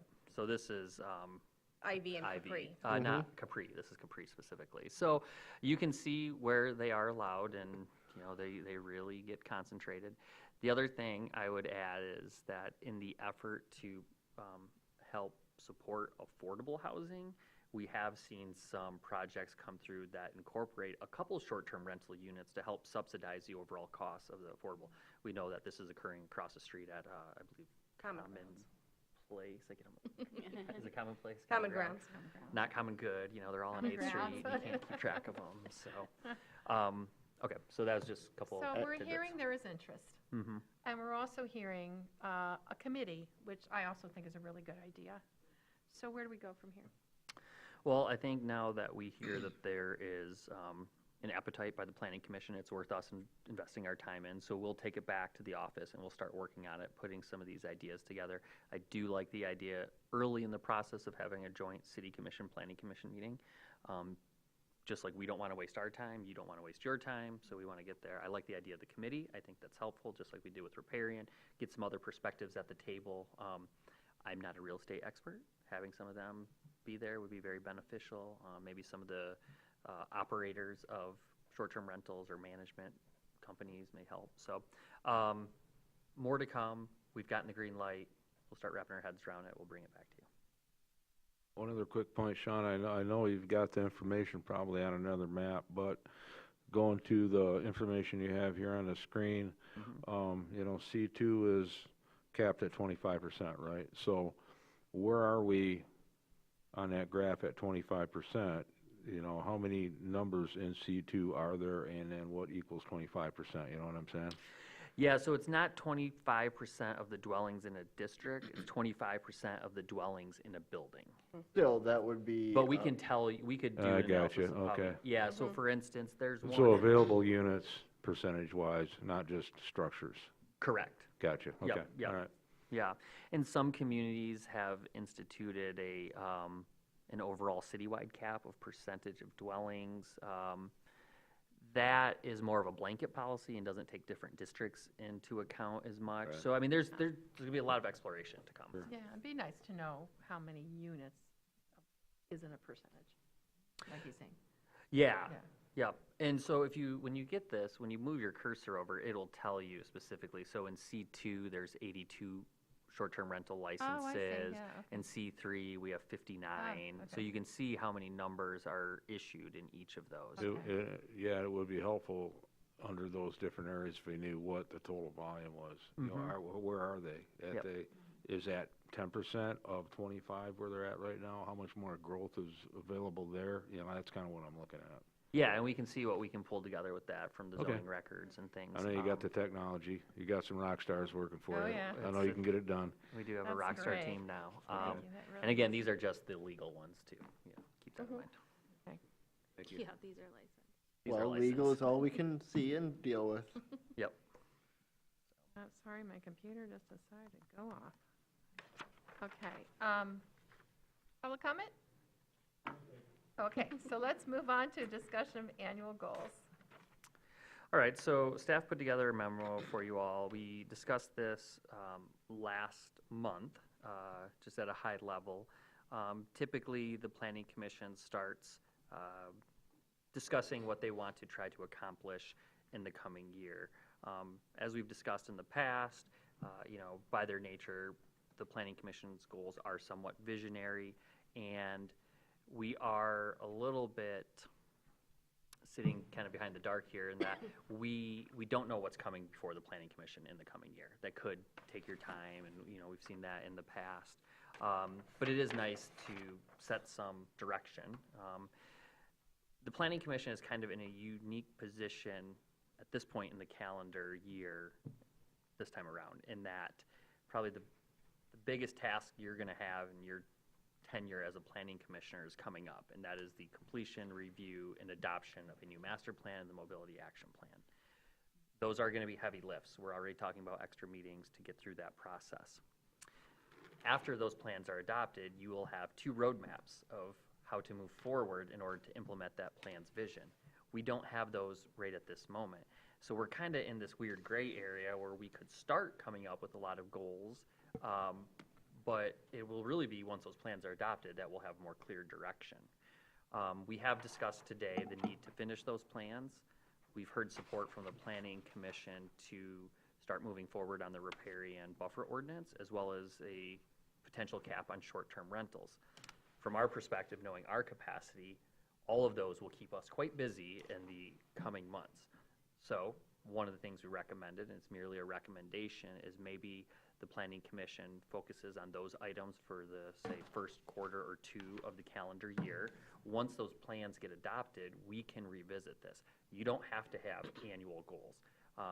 It's kind of arbitrary in some ways. It's nice to have that little, North Star to follow, but like Planning Commission terms don't start and end with the calendar year. Those things continue on. We've seen in the past, like with the riparian buffer zone ordinance, like that carries over from year to year, just based on what we're able to get through. So with that said, this topic could be revisited once those plans are adopted. The plans will have an action plan in them that says, in the first year, in the second year, in the third year, you should start focusing on those. Again, guiding document, not the letter of the law, but I think it will better inform this discussion once they do in fact get presented and adopted. So with that, those are our thoughts as staff. Turn it back over to the Planning Commission. Happy to hear the direction and feedback you'd like to provide.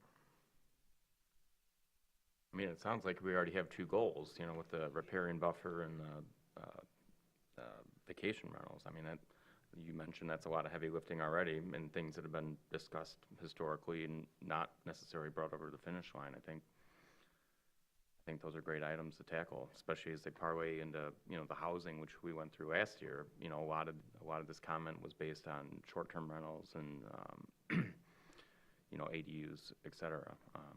I think these are 2 big goals, and clear, it's up to you guys, your capacity to, as staff people. We also have a third one, which is the Both plans. plans. all the Right, plans. for sure. So there's really 3 from what came out of tonight's meeting. I would be very much in favor of working within a structured approach to goals. I think that they're a great way for us to be sure that the priorities of the limited bandwidth that we have in staff and within the commission are being allocated in a way that's very intentional, and that we are hold ourselves all accountable for progress against those goals. So I would like to see those general topics translated into some action-oriented goals with timelines associated, so that we can, maybe it's a quarterly check-in and say, okay, well, on the master plan goal, we thought we would be here as of June, and this is where we are, and is there a variance, and what's it attributable to, and how are there ways to catch up and have that same monitoring of our progress on these priorities within the structure of goal setting.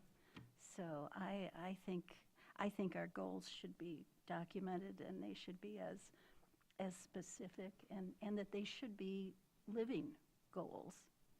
That if we reach the 6-month point and find that we have, missed, and there's no way, they need to be modifiable throughout the year. So I don't think we're not saying that. I Yeah, think we yeah, just, I think- we I just came up with them right now, really. Yeah. Of what we can handle for at least the first, Right. quarter or Right. two, But quarter and a half. I think So, there's yeah, we can- value to Yeah, I documenting think them. we can write them out, and staff always gives us updates on how things are progressing, so that's normally included in our agendas, so. One other thought that came up as a possible priority, and it surfaced, I think, in the conversations about zoning, and that was form-based design as a way of making denser housing configurations a bit more better integrated within existing housing structures. And I don't know if that's something that, form-based design is something that we can even begin thinking about this year. But I didn't want the topic to be lost within our other priorities, so.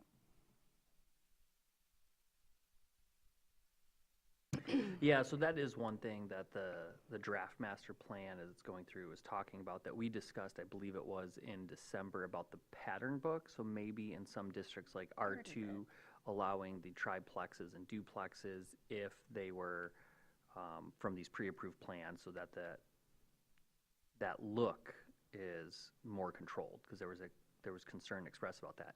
We did a presentation in October about form-based code. I think there's a lot of misunderstanding about what form-based code is. Form-based code, from my experience, again, let me back up. People oftentimes confuse form-based code with design standards, and that they're not always the same thing. Form-based code does work well in greenfield development, where you don't have an existing development pattern. What I find works best in a built environment like Traverse City is that hybrid approach, and that's what we discussed in October, where you have those form elements worked into your more traditional Euclidean zoning. Just locally, we have two communities, the village of Suttons Bay and Acme Township, that had form-based code, and found that, integrating that into an existing development pattern doesn't really work. So they abandoned them and went more to a hybrid. And specifically, the village of Suttons Bay repealed all their form-based code because of how poorly it worked in residential areas. So happy to have those discussions again. Again, I think it was in October that we discussed this. It was. And we did a study session on it. Yeah. And I do have that presentation available that I could distribute again. So again, not to stifle the conversation on it, just to recap where we've talked about it in the past. So that's all I got on that. Okay, thank you for the update, and I would be very grateful to have the prior presentation, and. We'll try to find the meeting and then maybe what minute that we can send you to, so you can see that. Thank you. I do love goals, and I am also realistic in that we've had housing as a goal for the last 5 years, every year I've been on this planning commission. And the only year that we really tackled that in a measurable way was last year. So I'm realistic in that even if we do create goals, it's really hard to measure them in the planning world. Additionally, we also are at the purview of random requests from the public for rezones or for specific lots. So it's different in that we have to respond to these things in a timely fashion. There's deadlines to them versus what the city commission experiences. So it is harder to have measurable goals that you can stick to. And I do really think that they're meant as a North Star, and I think we have plenty on our plate with what we just talked about. That's more than enough. keeping in mind that you will also get the requests from the public throughout the year for other things. Would it be helpful to supply some drafts of more measurable, time-bound goal examples that might, expand housing opportunities is a vision, I guess. And if I were able to supply some examples of how some of these topics that we've talked about might be translated into SMART goals, measurable, time-bound, would that be helpful or of interest at all? If you're asking me, I think you can definitely submit those. I don't think that's the issue at hand. I think it's just the nature of how a planning commission has to operate that makes some of that a little challenging. So for instance, expanding housing goals, that wasn't just the goal. When the planning commission over the last 2 years adopted it, they adopted it with exploring specific changes that had come from previous study sessions that led up to the adoption and inclusion of those into the goals. And some of those specific changes dated back 4 or more years. Yeah, so it wasn't like just a broad North Star, but rather it was more specific than that. The way it was reported in the annual report was just high level of those 3 main buckets, if you will. One thing as far as reporting back, that we haven't had these committees, so it hasn't been on the agenda for a long time, but our regular business meeting agendas at the end have reports. And so we have a report out from each of those committees on where they are and what progress has occurred over that month. They're usually quick verbal reports. I would recommend that we bring those back once these committees are formed to keep the entire planning commission abreast in the work that's happening. And we can move towards maybe a more formal quarterly presentation as opposed to just a couple minute verbal, well, we met, we discussed this and that, okay, this is where we are on it at this point. Our next steps are X, Y, and Z that we plan to take. The problem with, it's not a problem, but the reality of planning is, okay, we're proposing that we're going to do X, Y, and Z next, and as soon as you get to X, that leads you to A, which then leads you to G, and that's where it becomes a little more, it's a lived process, and that's why they're visionary. You know which direction you want to head, but then all the nuts and bolts kind of come along, or a hammer, or whatever else that you didn't see coming. But in some ways, there's certain ones that could be considered smart. So, okay, we're going to have a riparian buffer ordinance. Okay, on this date, we created a committee. On this date, we met. Then we created a document. And so there is a way, the timeline part, I think, is really hairy for a planning commission, because as Mr. Turi said, anything can come your way. So, but, in some ways, when we report out in our packet, that is what we're talking about, so.